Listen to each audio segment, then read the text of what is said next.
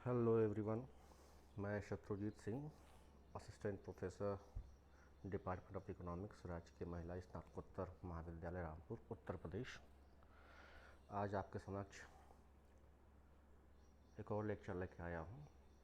इससे पहले इकोनॉमिक्स के माइक्रो इकोनॉमिक्स विषय पर मैंने अपना पहला लेक्चर दिया था, जिसमें मैंने ये बताया था कि इकोनॉमिक्स का डिफिनेशन क्या है, परिभाषा क्या है, इकोनॉमिक्स की जो अध्ययन की सीमा है वो क्या होती है। विभिन्न परिभाषाएं उसमें बताई गई थी। माइक्रो इकोनॉमिक्स की परिभाषा क्या होती है, इसमें हम किस चीज़ का अध्ययन करते हैं, उसको बताया गया था।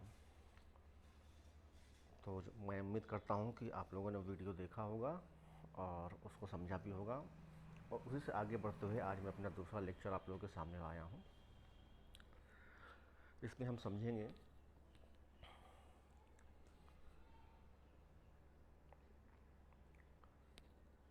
जो इकोनॉमिक थ्योरी और मॉडल्स होती हैं उसकी इम्पोर्टेंस क्या होती है, जो एसेंशियल टूल्स होते हैं इकोनॉमिक्स की, जो टेक्निक्स होती है, कैसे इकोनॉमिक्स का विश्लेषण किया जाता है, मानव व्यवहार का विश्लेषण इकोनॉमिक्स विषय में कैसे किया जाता है, किन किन तकनीकों की सहायता से किया जाता है, उसको समझेंगे आज इस लेक्चर के माध्यम से हम।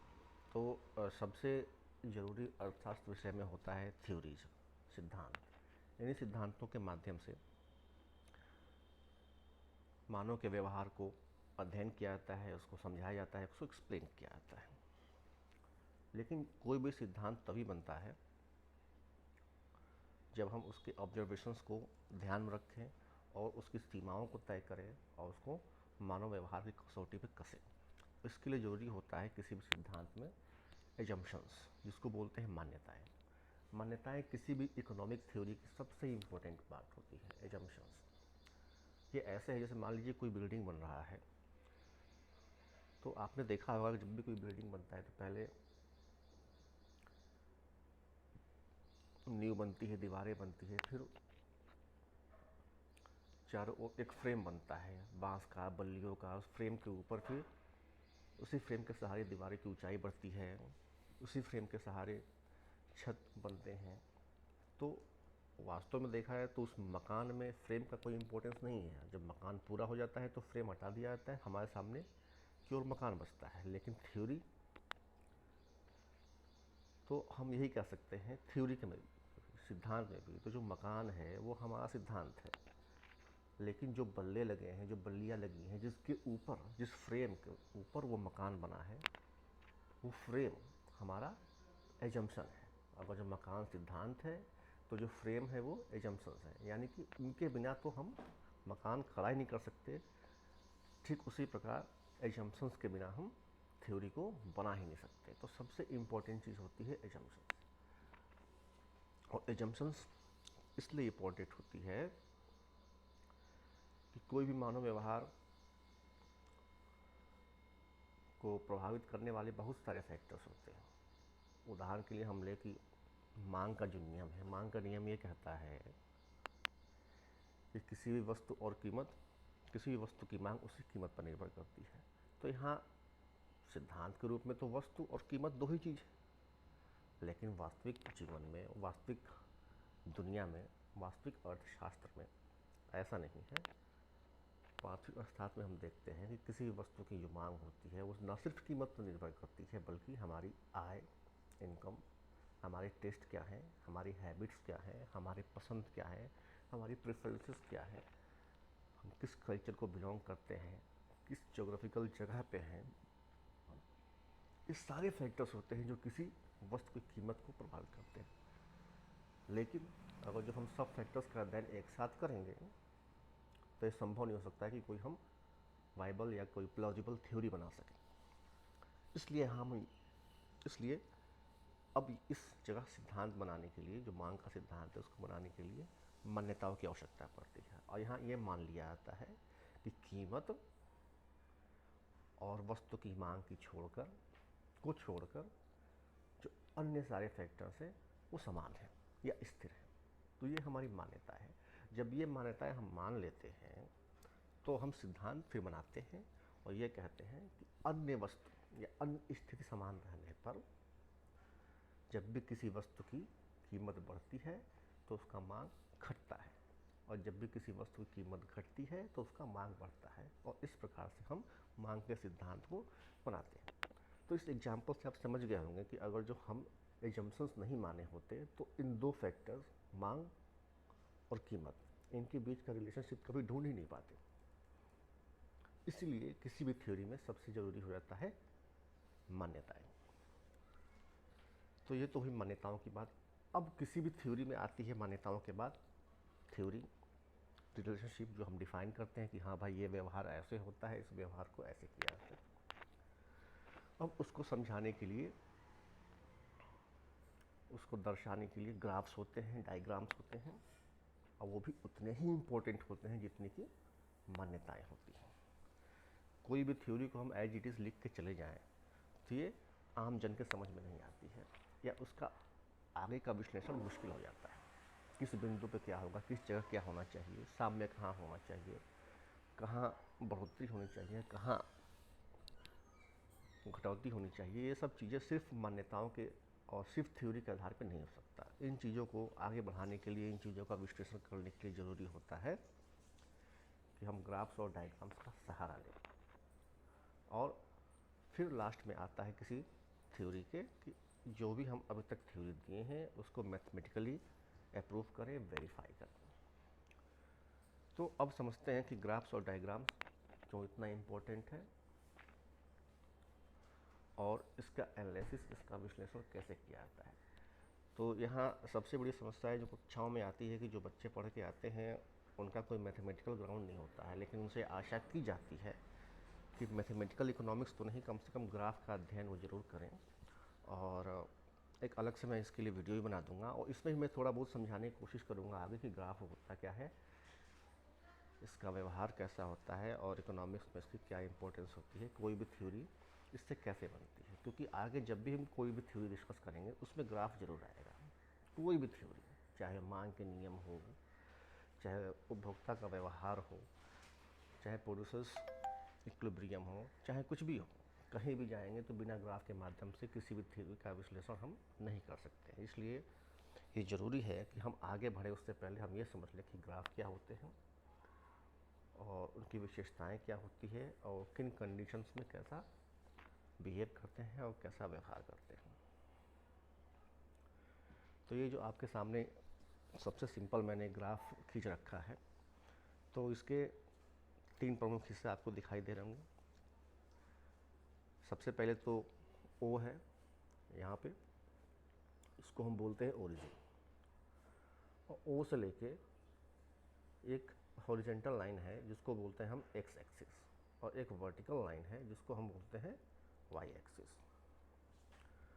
तो ये एक्सिस है जिसके ऊपर ग्राफ बनाए जाते हैं। तो मान लीजिए कि ग्राफ, सबसे पहले तो ग्राफ क्या है, ये 2 डायमेंशनल होते हैं, इसमें सिर्फ एक्स और वाई ही हो सकते हैं, 3D नहीं हो सकता। तो जब 2 डायमेंशनल है तो किसी भी ग्राफ में हम सिर्फ 2 फलन, 2 वेरिएबल्स के बीच का जो रिलेशनशिप होता है उसका ही अध्ययन कर सकते हैं। तो यहाँ पे हम मान लेते हैं कि एक वेरिएबल x है, एक वेरिएबल y है। अब इन दोनों के बीच का जो रिलेशनशिप है वो हमें अध्ययन करना है। तो दोनों के बीच में जो भी रिलेशनशिप होगा, जो भी संबंध होगा, उसको बीच में जो लाइन ग्राफ है उसके द्वारा समझाया जा सकता है। ये जो लाइन बन रही है समझा सकता है।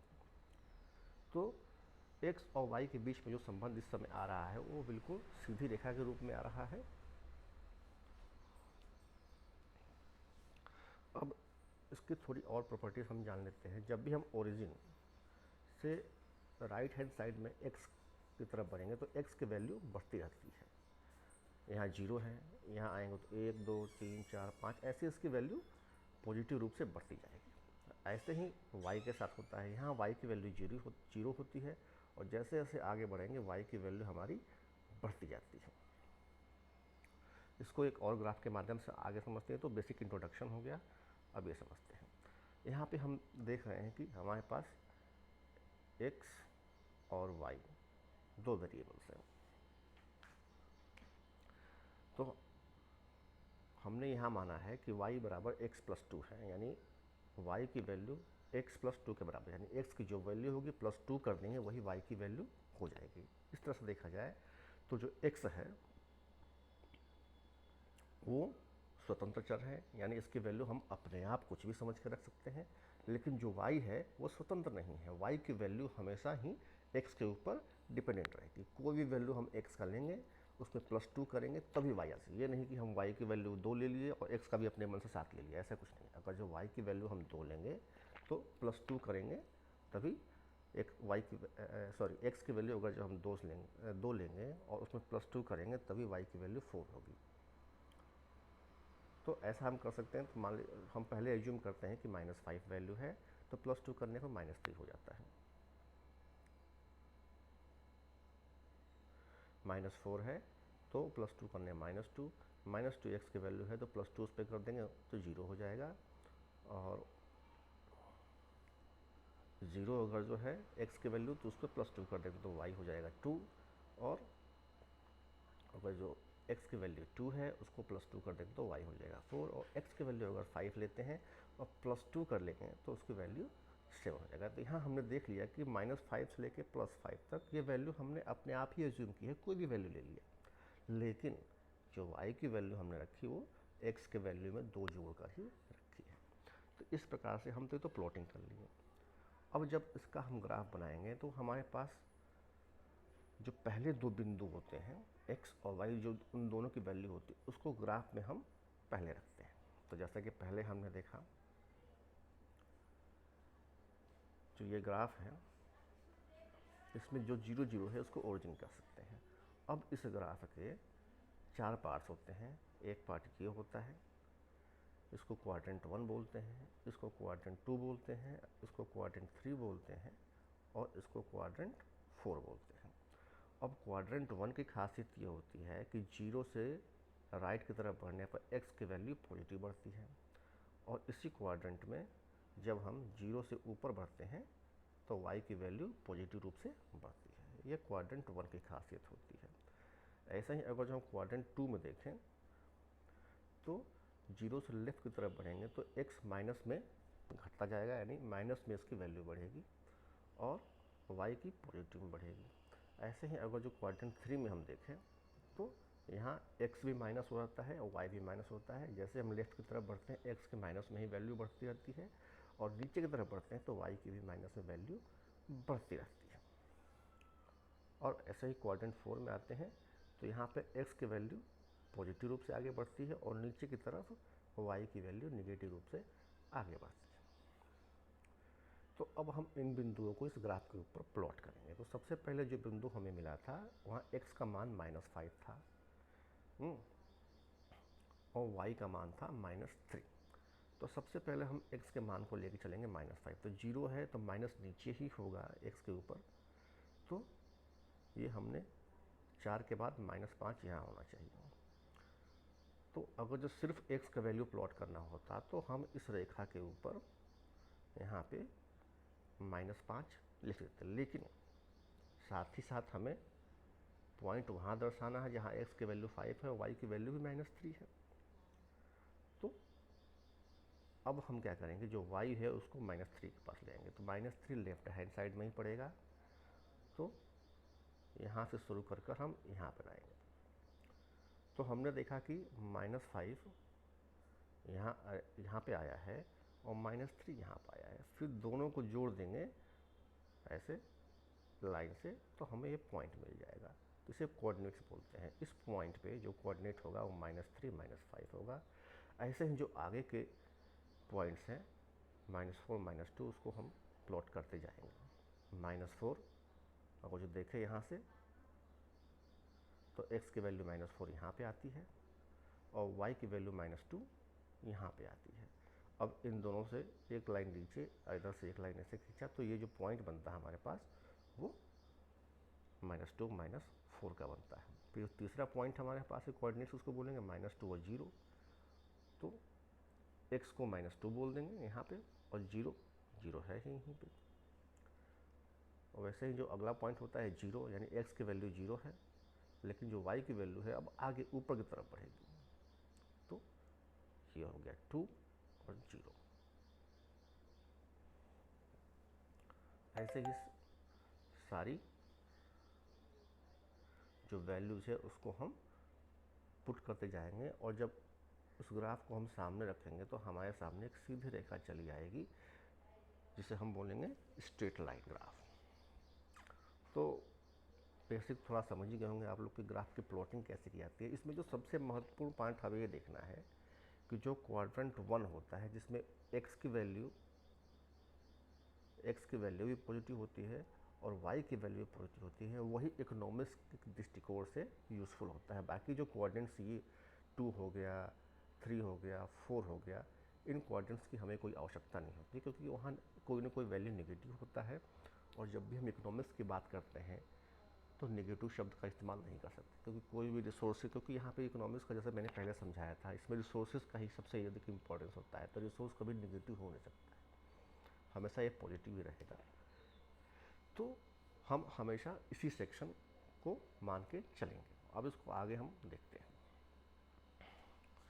तो ये हमने अभी तक समझा कि बेसिक ग्राफ्स क्या होते हैं। अब हम समझेंगे ग्राफ्स की विशेषताएं क्या होती है, प्रॉपर्टीज़ क्या होती है।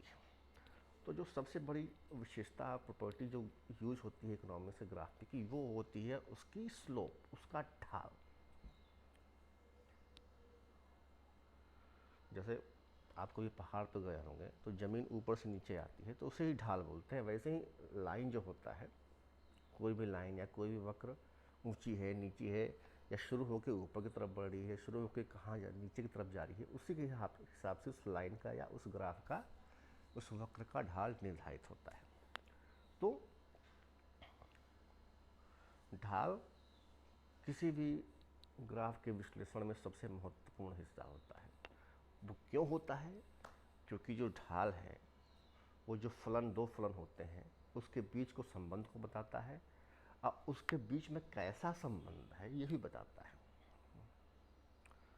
वो यह भी बताता है कि किस प्रकार से एक वैल्यू बढ़ने पे दूसरी वैल्यू पे उसका असर पड़ रहा है।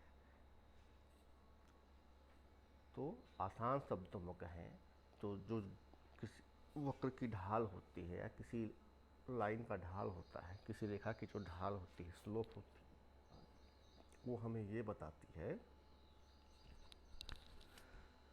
कि x और y के बीच में संबंध क्या है, और x के बदलने पे y में कितना बदलाव हो रहा है। अर्थात जो रेट ऑफ चेंज है, बदलाव की जो दर है, वो हम ज्ञात करते हैं किसी भी रेखा के ढाल से, स्लोप से। तो सिंपल शब्दों में क्या हुआ, स्लोप किसी भी रेखा के, किसी भी वक्र के बदलाव के दर को बयान करती है, को दर्शाती है। तो ढाल जितनी ही ऊंची होगी, जो रेट ऑफ चेंज है, जो बदलाव की दर है, वो उतनी अधिक होगी, और ढाल जितनी कम होगी वो रेट ऑफ चेंज यानी बदलाव की जो दर है उतनी ही कम होगी। अब बदलाव की दर कम होना, बदलाव की दर अधिक होने से क्या तात्पर्य है, इसको हम अभी आगे जब ग्राफ आएगा उसको समझेंगे। अब सबसे पहले हम देखते हैं कि एक धनात्मक ढाल वाली ग्राफ क्या होती है, लाइन क्या होता है, एक पॉजिटिव स्लोप लाइन क्या होता है।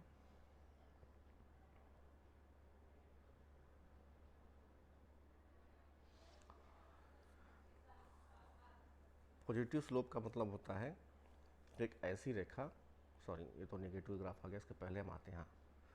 पॉजिटिव स्लोप ग्राफ है कि a positive slope graph implies a positive relationship between variables, which means if value of x increases then value of y also increases। तो एक धनात्मक ढाल ग्राफ का मतलब ये होता है कि जब भी दो वेरिएबल x, दो फलन x और y के बीच में एक धनात्मक संबंध होगा, तब जो हमें ग्राफ प्राप्त होगा वो एक सीधी बढ़ती हुई ढलान वाला ग्राफ। यहाँ देख सकते हैं ना, ये जो पीली रेखा है ये जीरो से लेके ऊपर दाहिनी तरफ ऊपर ही चढ़ती जा रही है, यानी कि ढलान इसका ऊपर की तरफ है, यानी कि ये पॉजिटिव स्लोप है। तो ये दर्शाता है कि जैसे जैसे x की वैल्यू बढ़ती है ये जो x की वैल्यू बढ़ेगी वैसे वैसे ही y की वैल्यू भी बढ़ती है। तो एक पॉजिटिव स्लोप, एक धनात्मक ढाल हमें ये दर्शाता है कि x और y के बीच में पॉजिटिव रिलेशनशिप है। x की वैल्यू बढ़ेगी तो y की वैल्यू भी बढ़ेगी। अब आते हैं यहाँ पे, हमने दो रेखाएं खींच रखी हैं। ये दर्शाने के लिए है कि स्लोप कम और बेसी होता है तो रेट ऑफ चेंज पे क्या असर पड़ता है। तो हमारे पास एक ग्राफ हरी है, हरी रेखा है, और दूसरी लाइन की है वो ऑरेंज कलर की पीली रेखा है। अब हरी रेखा में हम देखते हैं कि जब वैल्यू को 0 से x बढ़ाते हैं तो जो y की वैल्यू है वो 0 से y2 पहुंच जाती है।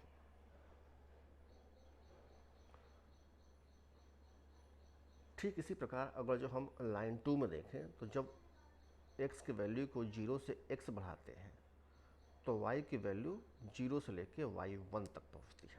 तो यहाँ क्लियरली देख सकते हैं कि जो लाइन 1 है उसमें और लाइन 2 है उसमें, दोनों में जो x का वैल्यू का चेंज हो रहा है 0 से x यानी समान बदलाव हो रहा है, लेकिन जो y की वैल्यू है वो हरी रेखा है उसमें अधिक बदल रही है और जो पीली रेखा है उसके ग्राफ में कम बदल रही है। ऐसा क्यों? ऐसा इसलिए क्योंकि जो हरी रेखा है उसकी ढाल जो पीली रेखा है उसकी ढाल से काफ़ी अधिक है। तो इससे हमें क्या ज्ञात होता है कि जब भी ढाल अधिक होगा तो जो बदलाव का दर होगा, जो बदलाव होंगे वो उतने ही तीव्र होंगे, उतने ही अधिक होंगे। तो मुझे लगता है कि अब आपको समझ में आ गया होगा कि ढाल का महत्व क्या है और ढाल का व्यवहार कैसे होता है। तो अभी तो हमने देखा कि एक पॉजिटिव स्लोप ग्राफ यानी कि एक जो धनात्मक ढाल है जहाँ उसका क्या मतलब होता है। अब इसके आगे हम समझेंगे कि एक नेगेटिव स्लोप ग्राफ में क्या होता है। नेगेटिव स्लोप ग्राफ का मतलब होता है कि जो वेरिएबल्स है, जो फलन x और y हैं, इन सम के बीच, इन दोनों के बीच में एक विरोधाभासक संबंध है। यानी कि जब एक की वैल्यू बढ़ती है तो दूसरी की वैल्यू घटती है, अर्थात जब x की वैल्यू घटेगी तो y की वैल्यू बढ़ेगी और जब x की वैल्यू बढ़ेगी तो y की वैल्यू घटेगी। यानी कि दोनों के बीच में एक इनवर्स रिलेशनशिप है। तो जब भी दो फलन x और y के बीच में इनवर्स रिलेशनशिप होता है तो जो ग्राफ हमें प्राप्त होती है वो नेगेटिव स्लोप वाली ग्राफ होती है। यानी कि दो फलन के बीच, दो फलन जो x और y हैं उनके बीच संबंध ऋणात्मक होंगे तो हमें जो ढाल प्राप्त होगी ग्राफ की वो भी ऋणात्मक होगी। अब यहाँ पे भी हमारे पास दो रेखाएं हैं, लाइन 1 है, लाइन 2 है। तो इसमें हम देख सकते हैं कि जो लाइन 1 है उसकी जो ढाल है, उसकी ढलान है, उसका स्लोप अधिक तीव्र है लाइन 2 की अपेक्षा। तो इसका क्या मतलब हुआ? इसका मतलब ये होना चाहिए कि लाइन 1 में जो बदलाव होंगे वो अधिक होंगे लाइन 2 के मुकाबले। इसको हम देख भी सकते हैं। मान लीजिए कि पहले जो वैल्यू x है वो x1 पे ही है, हम x1 पे हैं और x1 से अगर जो लाइन हरी लाइन के हिसाब से देखा जाए तो जब x की वैल्यू x1 है तो y की वैल्यू y1 है। अब अगर जो x की वैल्यू बढ़ के x2 हो जाती है तो y की वैल्यू घट के y1 से y2 हो जाती है। तो ये तो हो गया हरी लाइन का विश्लेषण। तो हरी लाइन के इस ग्राफ के विश्लेषण में हमने देखा कि x से x2 के बीच में जो बदलाव हो रहे हैं उसके फलस्वरूप y से y2 के बीच में बदलाव हुआ। यानी जब x1 बढ़ के x2 हो गया तो y1 घट के y2 पे आ गया। तो जो डिस्टेंस है उसके वो जो मैग्नीट्यूड है कि इस ग्राफ में कितना बदलाव हो रहा है उसको नापता है। अब हम आते हैं लाइन 2 जिसका स्लोप कम है उसका अध्ययन करते हैं। वहाँ पे भी अगर जो देखा जाए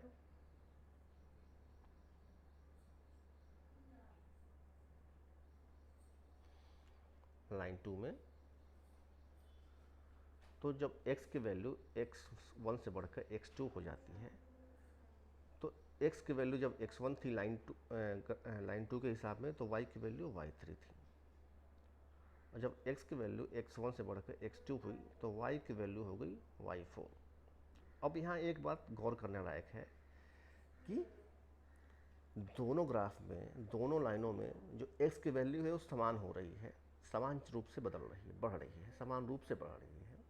लेकिन जो y की वैल्यू घट रही है वो असमान है। जो ग्राफ का ढाल तीव्र है यानी लाइन 1, उसमें y की वैल्यू अधिक घट रही है, y1 से y2 हो जा रही है। और जो ग्राफ कम ढाल का है उसमें y की वैल्यू कम घट रही है, यानी y2 से y4 कम घट रही है। तो ये देख सकते हैं कि जिस भी ग्राफ में जिस भी रेखा का ढाल जितना ही तीव्र होगा, उसके वैल्यू में चेंज उतने ही अधिक होंगे, यानी रेट ऑफ चेंज जितना अधिक होगा, स्लोप उतना ही अधिक होगा।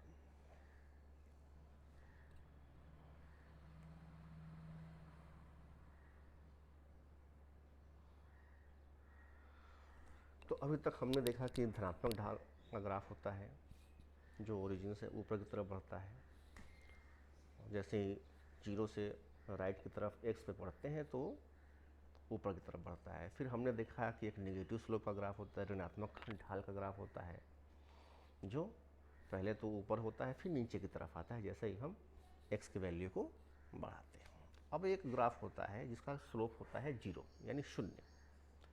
इसमें वैल्यू x की वैल्यू चाहे कुछ भी हो, y की वैल्यू नहीं बदलती है। तो एक प्रकार से कह सकते हैं कि जो y की वैल्यू होती है वो x से इंडिपेंडेंट यानी x से स्वतंत्र होती है।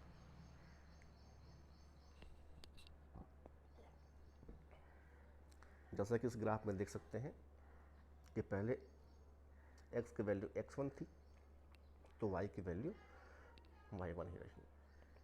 फिर x की वैल्यू x2 हो गई तो y की वैल्यू तब भी y1 रही। तो ऐसे ग्राफ को बोलते हैं हम शून्य ढाल ग्राफ या शून्य स्लोप का ग्राफ, जीरो स्लोप ग्राफ। इसमें y की वैल्यू पर x के वैल्यू के बदलाव का कोई असर पड़ता ही नहीं।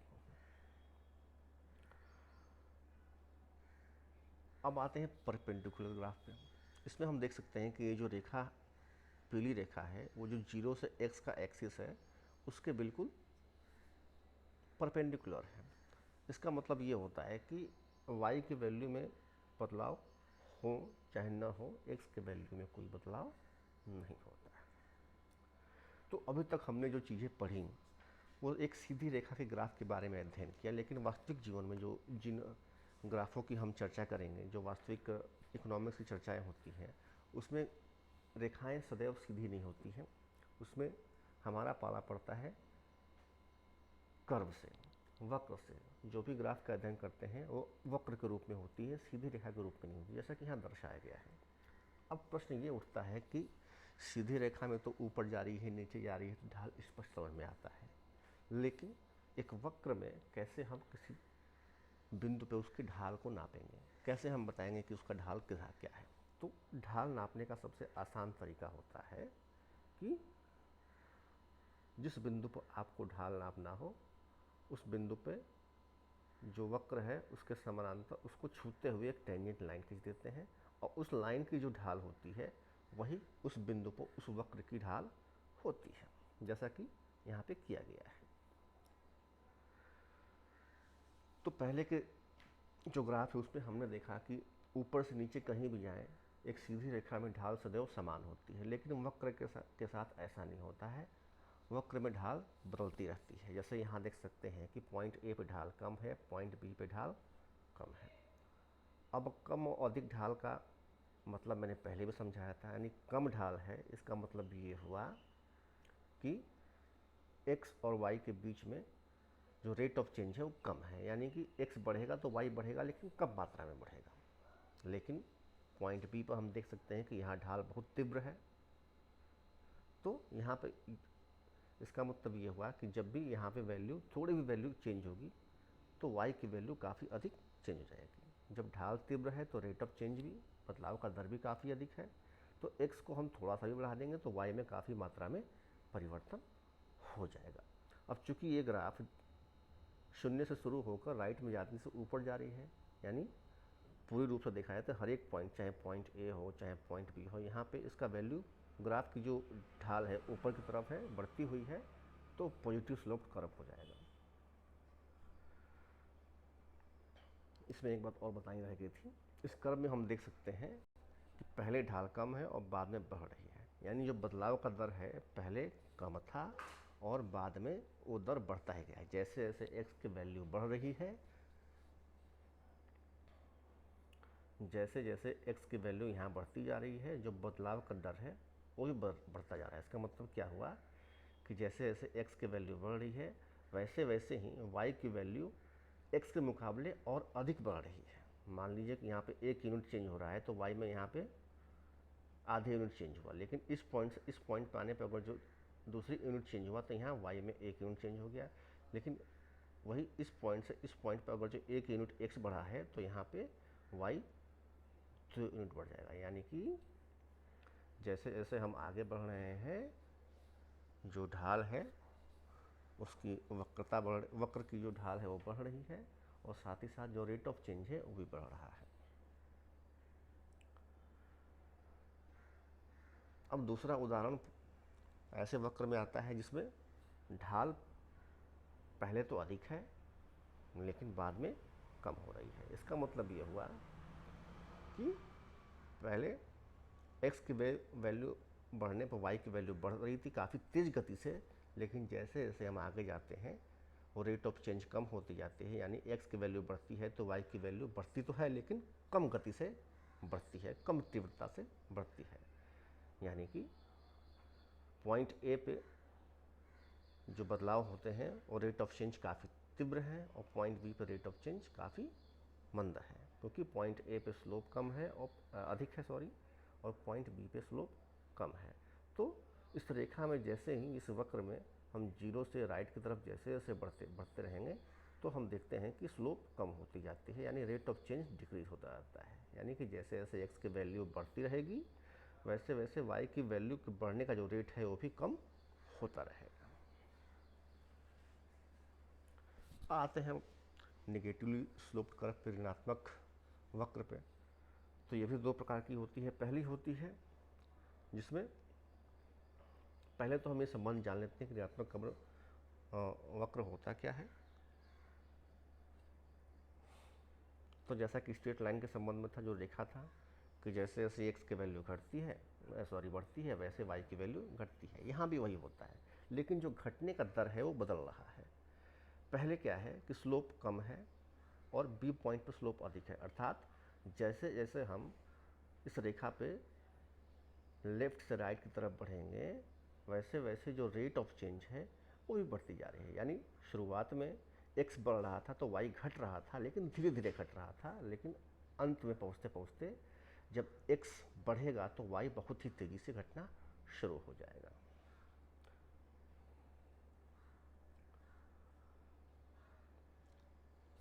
अब दूसरा नमूना देखते हैं, ये भी ऋणात्मक वक्र ही है, लेकिन यहाँ पे क्या होता है कि पहले ढाल तेज है, यानी शुरुआत में जो वक्र की स्लोप है, जो कर्व का स्लोप है वो काफ़ी अधिक है, और बाद में जो कर्व है उसका स्लोप कम हो गया है। तो इसका मतलब ये हुआ कि जैसे जैसे x की वैल्यू बढ़ रही है, y की वैल्यू घट रही है। लेकिन शुरू में x की वैल्यू जब बढ़ती है तो y की वैल्यू काफ़ी तेज़ी से घटती है, और बाद में जैसे जैसे x की वैल्यू और बढ़ाते हैं तो y की वैल्यू घटती तो है, लेकिन जो घटने की तीव्रता होती है वो कम होती जाती है, क्योंकि ढाल कम है। तो यहाँ पे ढाल अधिक है तो x बढ़ने पर y तेज़ी से घट रहा है, यहाँ पे ढाल कम है तो x के बढ़ने पे y घटेगा, लेकिन काफ़ी कम गति से घटेगा। तो अभी तक जितने विश्लेषण हुए हैं उससे आपको समझ में आ गया होगा कि किस प्रकार से ढाल किसी भी रेखा या वक्र की विशेषता को दर्शाती है, और उसकी एनालिसिस, उसके विश्लेषण में सबसे अहम भूमिका अदा करती है। ढाल या तो पॉजिटिव हो सकती है, नेगेटिव हो सकती है या जीरो हो सकती है। पॉजिटिव होने का मतलब ये होता है कि x की वैल्यू बढ़ने पर y की वैल्यू बढ़ रही है, ढाल नेगेटिव होने का मतलब ये होता है कि x की वैल्यू बढ़ने पर y की वैल्यू घट रही है। कर्व में हम ये देख सकते हैं कि पहले ढाल कम होती है, बाद में अधिक होती है, या पहले कम हो सकती है तो बाद में अधिक होती है। तो कर्व या जो वक्र होते हैं वो विभिन्न प्रकार के हो सकते हैं और उसका विश्लेषण भी उतने ही प्रकार का हो सकता है। लेकिन जो बेसिक चीज़ें होती हैं कि ढाल कम है या अधिक है, ढाल निगेटिव है या पॉजिटिव है, और उसका मतलब क्या होता है, ये आपको अभी तक समझ में आ गया होगा। अब कोई वक्र ऐसा भी होता है जिसकी ढाल हर एक पल, हर एक बिंदु को बदलती रहती है, जैसे कि ये वक्र हमारे सामने है। तो यहाँ हम देख सकते हैं कि जैसे ढाल लेफ्ट से राइट की तरफ बढ़ती है, तो पहले तो इसका स्लोप कम था पॉइंट ए पे, आगे बढ़ते हैं तो उसका स्लोप पॉइंट बी में बढ़ गया, फिर आगे बढ़ते हैं सी पे तो थोड़ा कम हुआ, और डी पे बढ़ गया तो और कम हो गया। यानी कि पहले इस वक्र का ढाल कम था, फिर बढ़ा, फिर घटना शुरू हो गया, और बीच में एक ऐसा पॉइंट आया जिसको बोलते हैं ये पॉइंट ऑफ इन्फ्लेक्शन। यानी इस पॉइंट पे ही ढाल के जो वक्र है उसकी ढाल में बदलाव शुरू हुआ।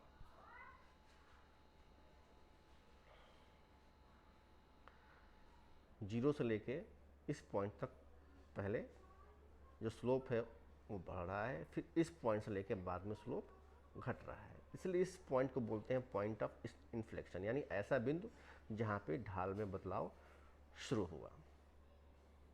तो अगर इस ग्राफ का, इस वक्र का विश्लेषण करें तो हम पाएंगे कि पॉइंट ए पे जो रेट ऑफ चेंज है, जो बदलाव की दर है, थोड़ी कम है, यानी x की वैल्यू बढ़ रही है तो y की वैल्यू भी बढ़ रही है, लेकिन थोड़ी धीमी गति से बढ़ रही है। लेकिन जब पॉइंट बी पे आते हैं तो हम देखते हैं कि जब x की वैल्यू बढ़ेगी तो y की वैल्यू भी बढ़ेगी, लेकिन चूंकि ढाल बढ़ गया है तो यहाँ जो बदलाव की गति है, जो बदलाव की दर होगी वो काफ़ी अधिक है, यानी कि x थोड़ा सा बढ़ेगा तो y काफ़ी अधिक बढ़ जाएगा। फिर इस पॉइंट पे हम आते हैं, यहाँ पे जो ढाल है उसका बढ़ना ख़त्म हो जाता है, और इस पॉइंट के बाद ढाल घटना शुरू हो जाता है, और इस प्रकार से ये दो हिस्सों में बटा है। यहाँ से लेके पॉइंट ऑफ इन्फ्लेक्शन तक ढाल बढ़ता है इस वक्र का, और फिर पॉइंट इन्फ्लेक्शन के बाद इस वक्र का ढाल घटना शुरू हो जाता है। तो उम्मीद है कि इस पूरे एनालिसिस के माध्यम से आप लोगों को ये समझ में आ गया होगा कि ढाल किस प्रकार से किसी भी ग्राफ के, किसी भी डायग्राम के, किसी भी रेखा के विश्लेषण में कितनी महत्वपूर्ण भूमिका अदा करती है। सिद्धांत क्या होते हैं, सिद्धांत में ग्राफ का महत्व क्या होता है, जो बदलाव की दर होती है, कोई भी राशि बढ़ेगी घटेगी ये सब दर्शाने का सबसे उत्तम और सबसे सरल तरीका होता है वो ग्राफ ही होता है। एक सिद्धांत में जो मान्यताएं होती है उसका महत्व क्या होता है, ग्राफ का महत्व क्या होता है, सिद्धांत क्या होते हैं। तो इन तीनों ही चीज़ों को दिखाकर, इन तीनों ही चीज़ों की सहायता से मानव के व्यवहार को हम एक्सप्लेन करते हैं, उसका अध्ययन करते हैं और उसे आम जन को समझाने का प्रयास करते हैं। साथ ही साथ हम ये भी प्रयास करते हैं कि भविष्य में क्या हो सकता है, यानी प्रिडिक्शन का भी थ्योरी के द्वारा हम एक्सप्लेनेशन कर सकते हैं। तो उम्मीद करता हूँ जो एसेंशियल टूल्स का ये जो लेक्चर था आप लोगों को समझ में आया होगा, और आप लोग ग्राफ के बारे में जो मूलभूत जानकारी है उससे अवगत हो चुके होंगे। अब जब अगले लेक्चर में आएंगे तो माइक्रो इकोनॉमिक्स के जो सिद्धांत है उसकी चर्चा करेंगे। धन्यवाद।